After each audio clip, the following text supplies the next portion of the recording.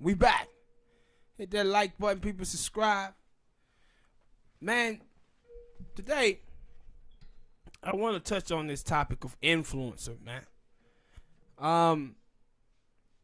And the reason why is that we have to start thinking about these people that's in the mainstream media and the people that's in the blogosphere and ask ourselves why those people are there. Right?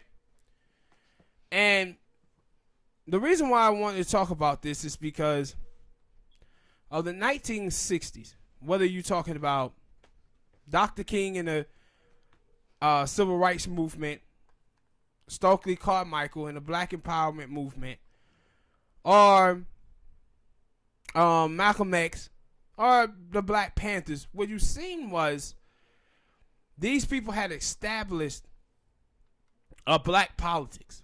They had established a black agenda.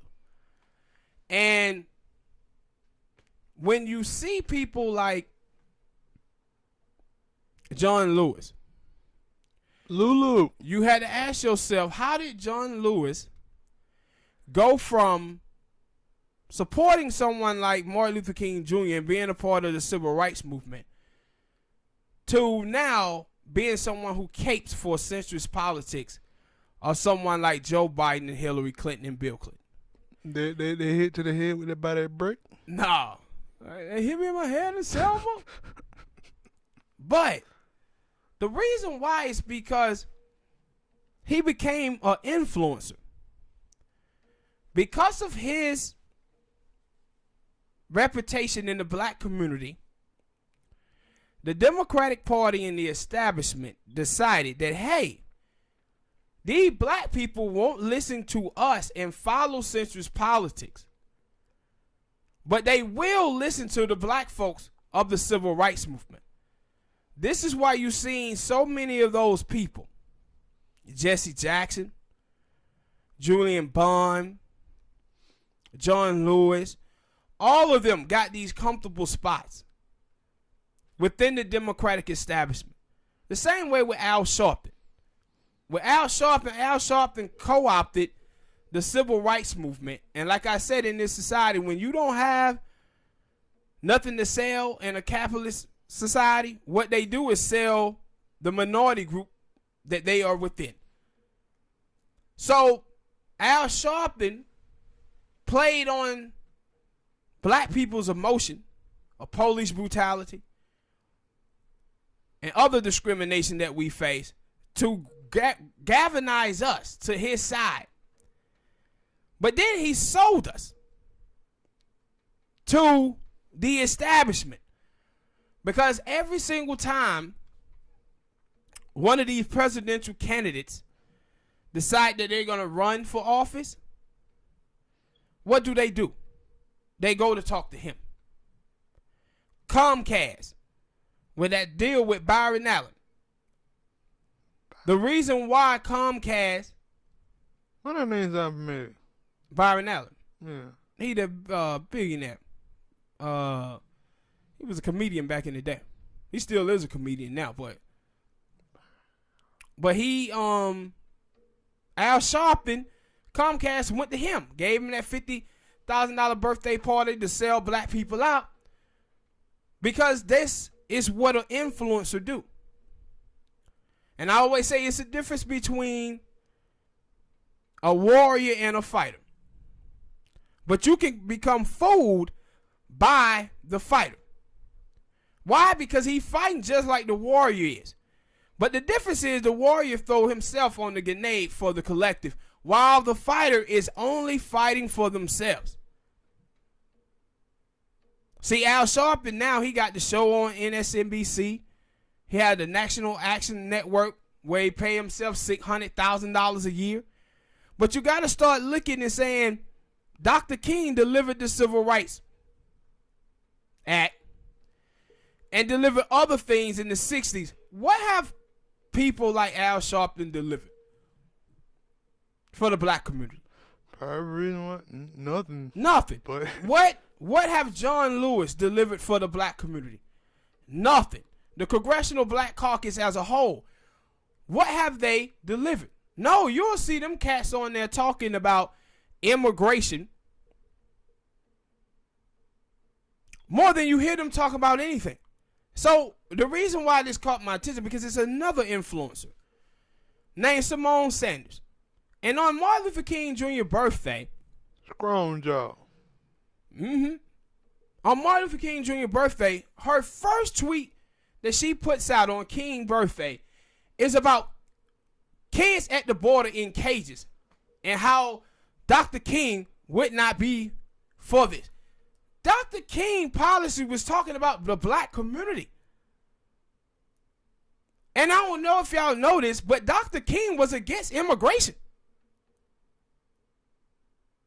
No, you know, in the new tale of Martin Luther King, he was a Mexican. Yeah, they did rewrite his legacy.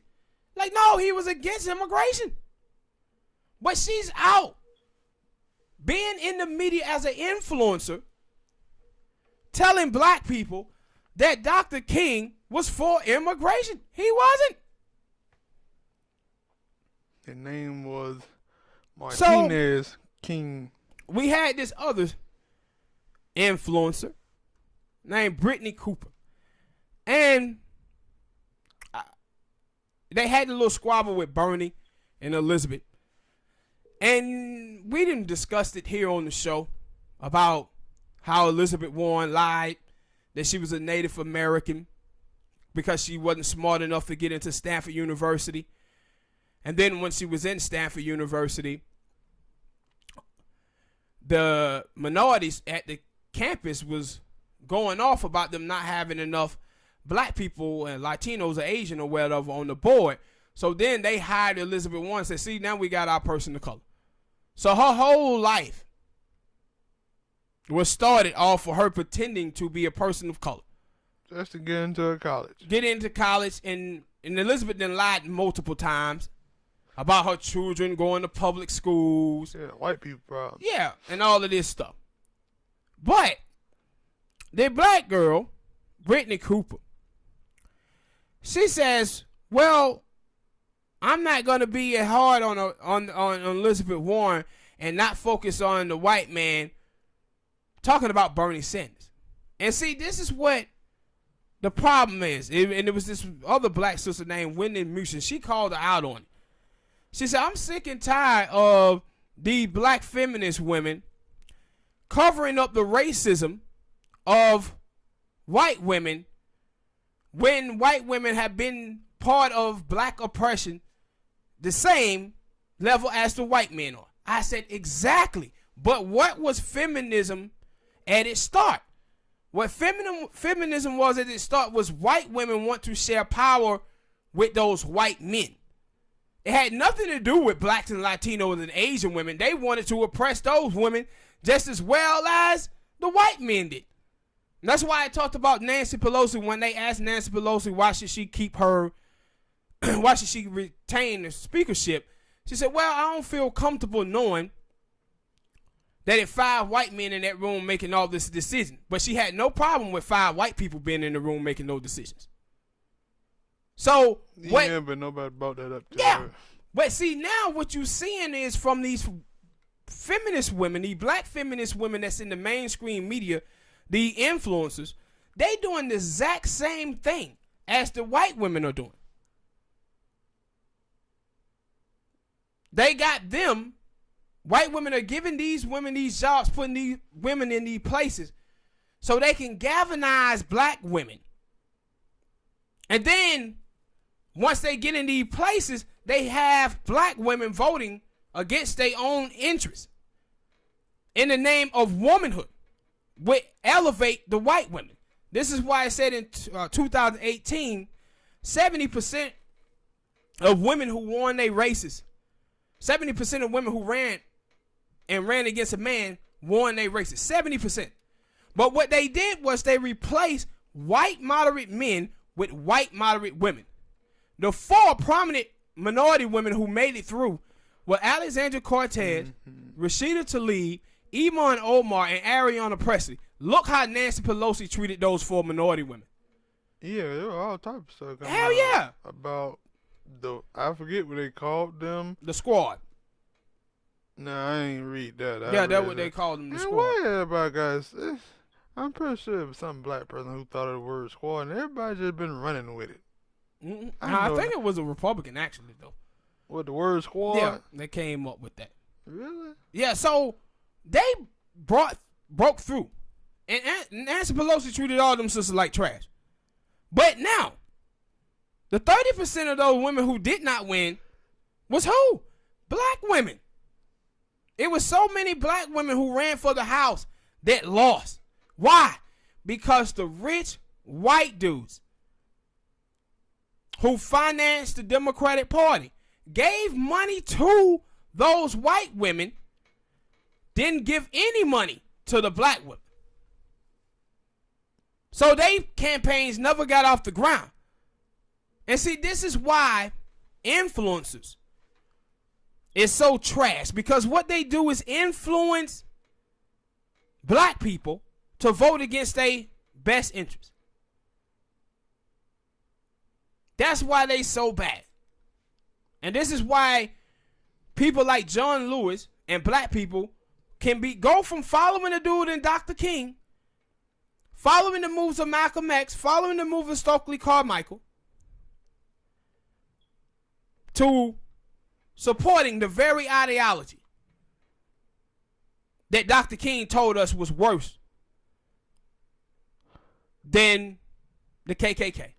When 1963, when he said white moderates is the biggest obstacle in the way of the freedom of the Negro, even more so than the Ku Klux Klan, because they too busy focused on order and not focused on justice. And see, this is what you've seen from Roland Martin. Roland Martin would always tell these politicians to come on his show. Come on my show. Come on my show. Why? Because he feels like he's an influencer. That's what he wants to be. I got the biggest black show going. So he wanted to sell black people to the Democratic establishment in return for him getting some type of spot on a television show.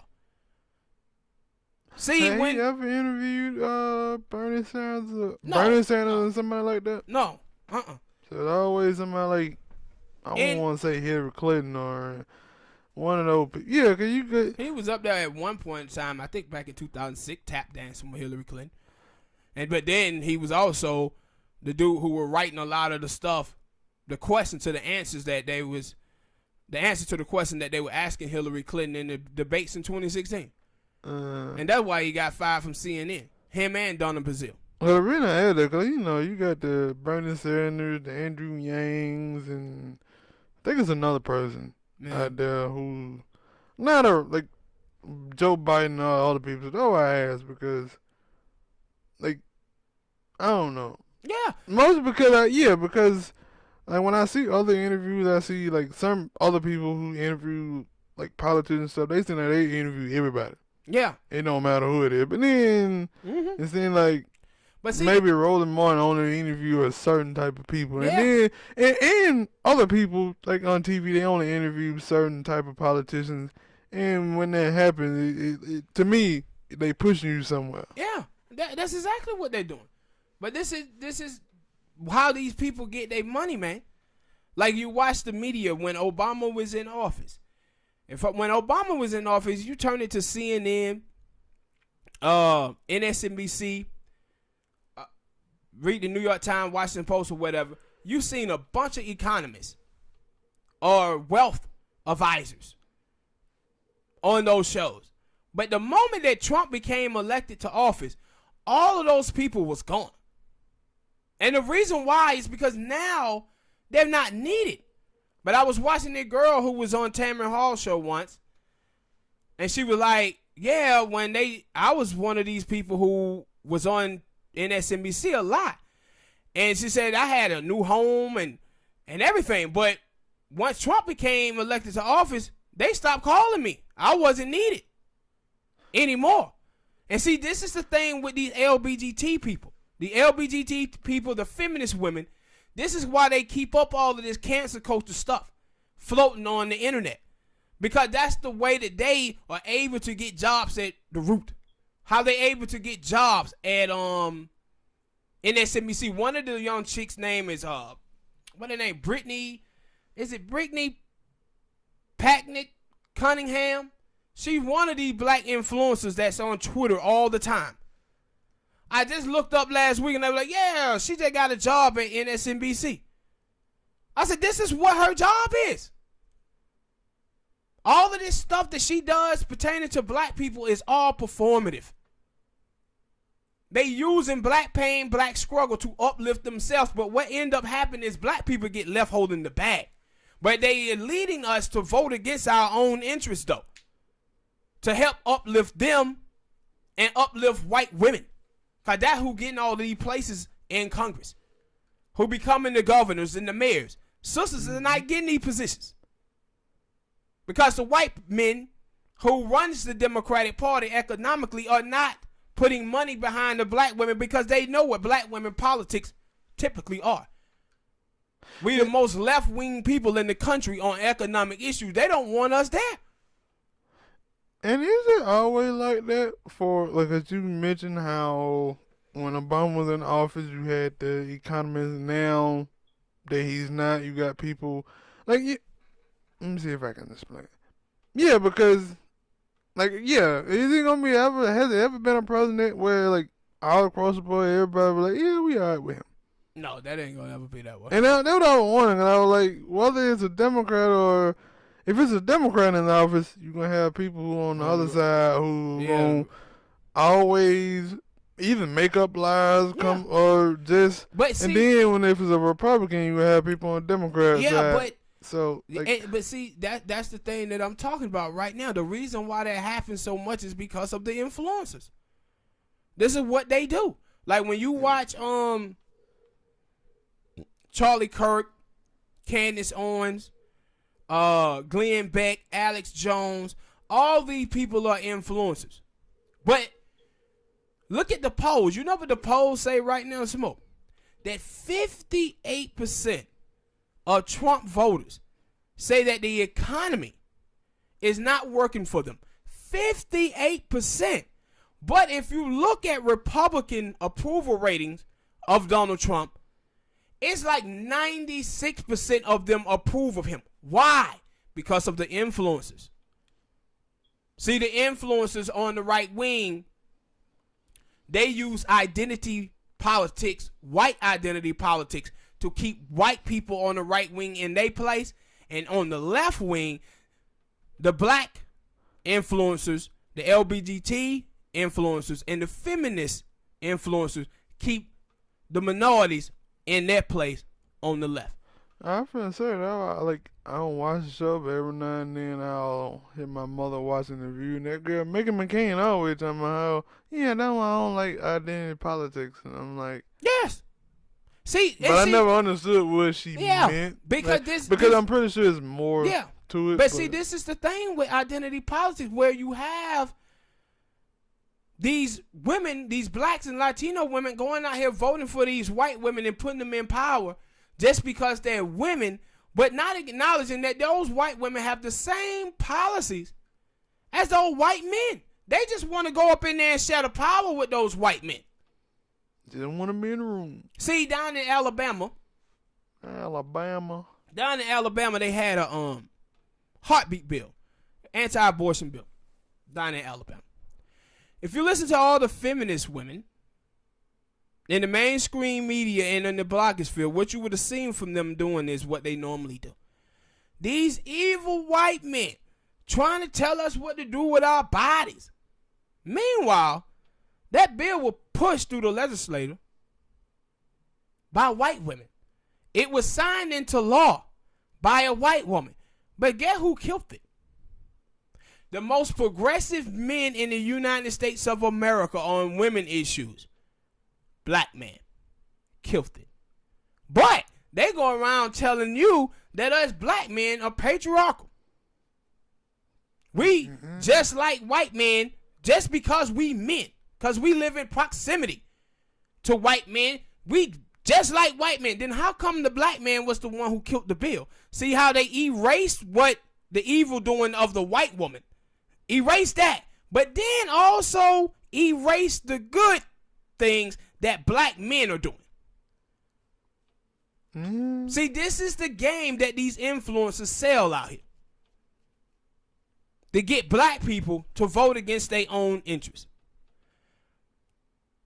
And I said, just watching them, the people at the root, all of these people in the media, and then the internet, all these people just influencers, man, for their own economic gain. But the little white lady who was on MSNBC, that was on Tamron Hall's show, she talked about how once Trump came into office, she had this new house and new car, but now they wouldn't bring her to work anymore. So she had the downscale, right? So she had the downscale. So now when you see these folk, they want to keep this individual racism shit. Who called someone a nigger or said something like that. They want to keep that stuff going on in the blogosphere and on the internet. So it doesn't mess up with their job opportunity. This is what I had said about Alicia Garza months ago when she came out and she talked about ADOS. And she was like, ADOS is divisive, it's xenophobic and homophobic. I was like, the woman who leads the movement is a gay black woman, Yvette Carnell. See, the reason why she hated ADOS is because ADOS was talking policy and trying to create a black agenda. That's not what her job is. Her job is to pimp out feminism and pimp out the LGBT community. That's why when you go on their website, Black Lives Matter. Black Lives Matter started as a movement that was about Trayvon Martin getting shot, a black dude. Eric Gardner getting choked out, a black dude. Tamir Rice getting shot, a black dude. And it was about policy. Trayvon Martin was about staying your ground.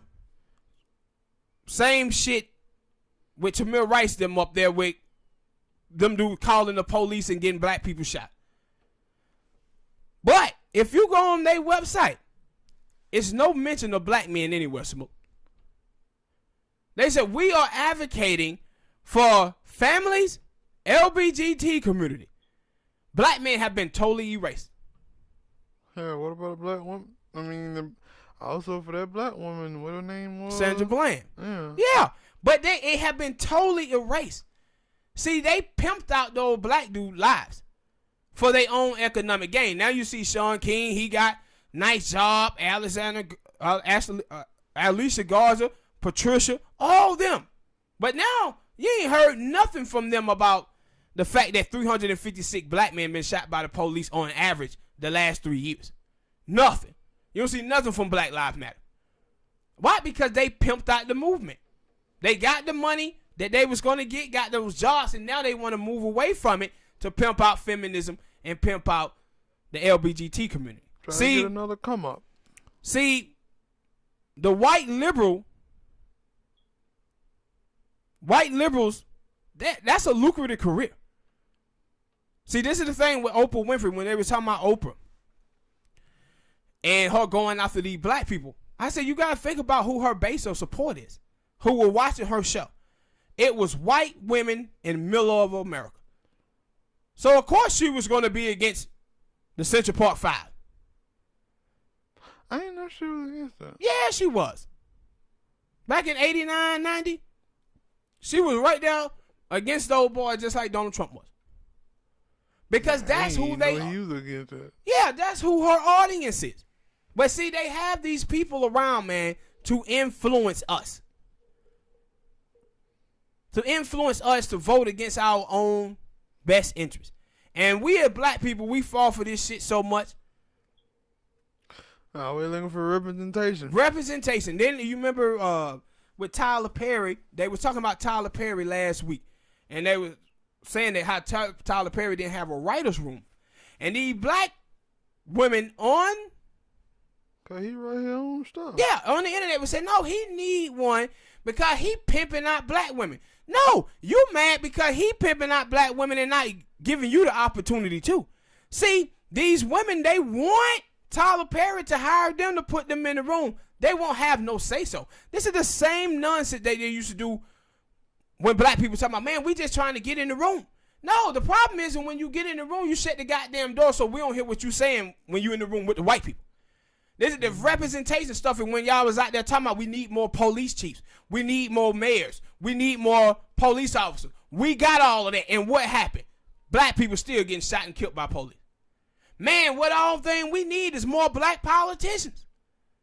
So now you got the Congressional Black Caucus started in the 1970s. What have changed about black people's life and their positioning in America since we got the Congressional Black Caucus? Not a damn thing. Why? Because those people who we was elevating themselves for their own self-advancement. It was not about black America. Now you watch the Congressional Black Caucus. The Congressional Black Caucus is the biggest sellouts to corporate America that we have in American politics. They sold themselves out to Comcast, sold themselves out to Walmart, sold themselves out to Wall Street. But these are the people who we are putting in office, and the Democrats put those folks there in office for one reason only. To be influenced, to influence us to vote for this party.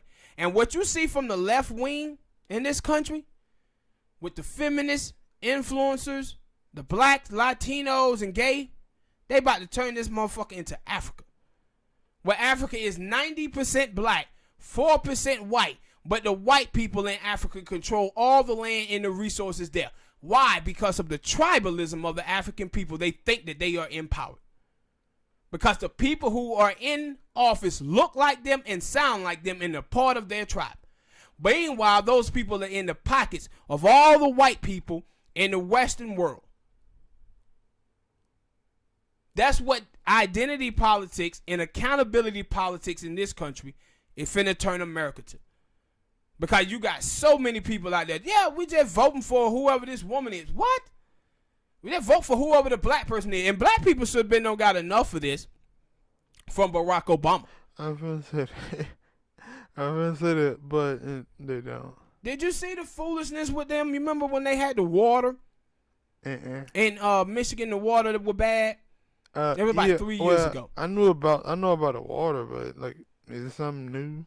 Yeah, with him, with Obama, he went up there 3 years ago and he drunk the water and told black people, no, it's safe. It's safe.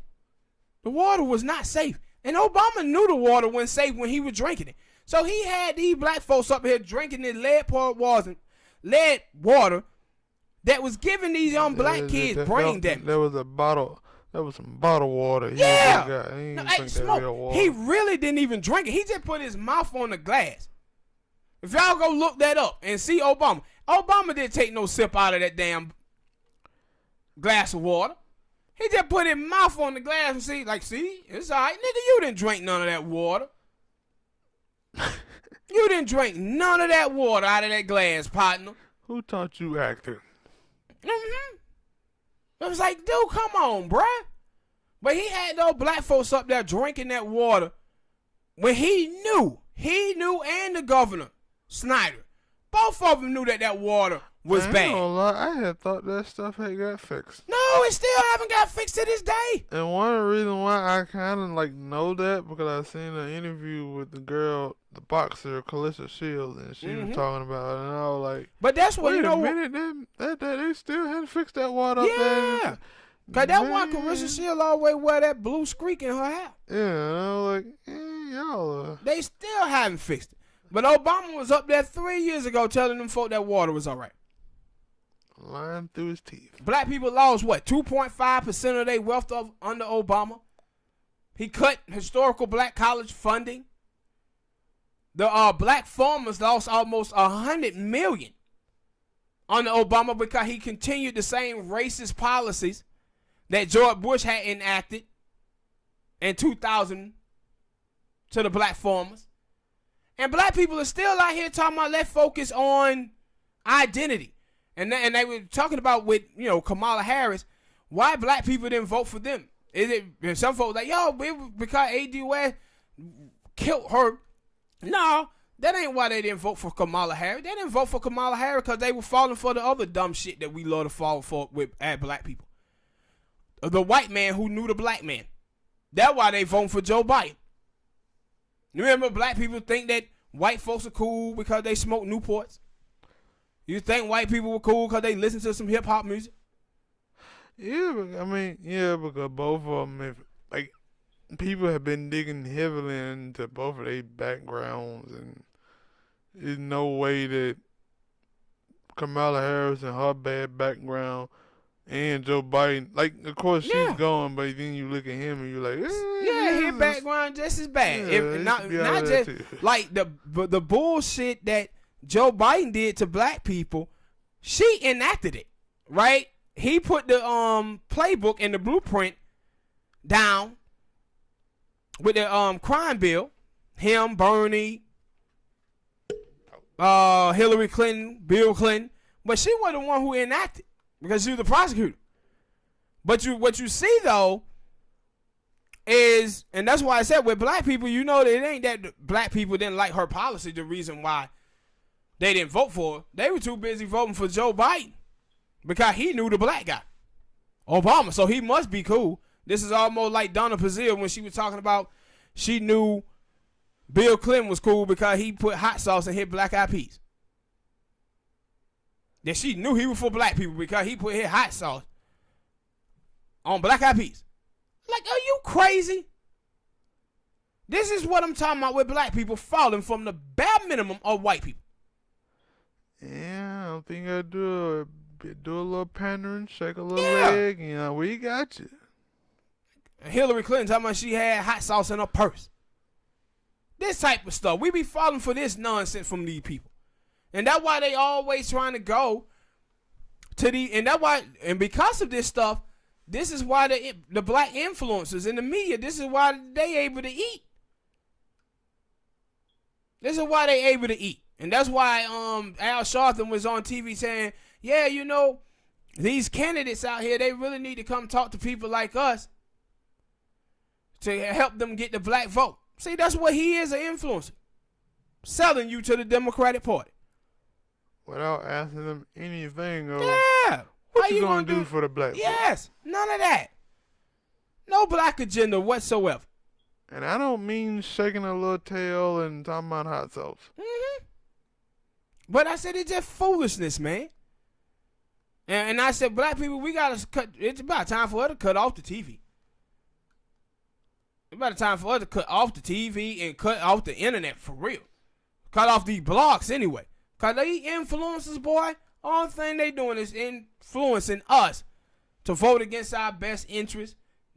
To get us, that's why they never talk about, they really never talk about data and numbers and stuff like that to the black community. What they talk about is identity politics. This Republican is racist.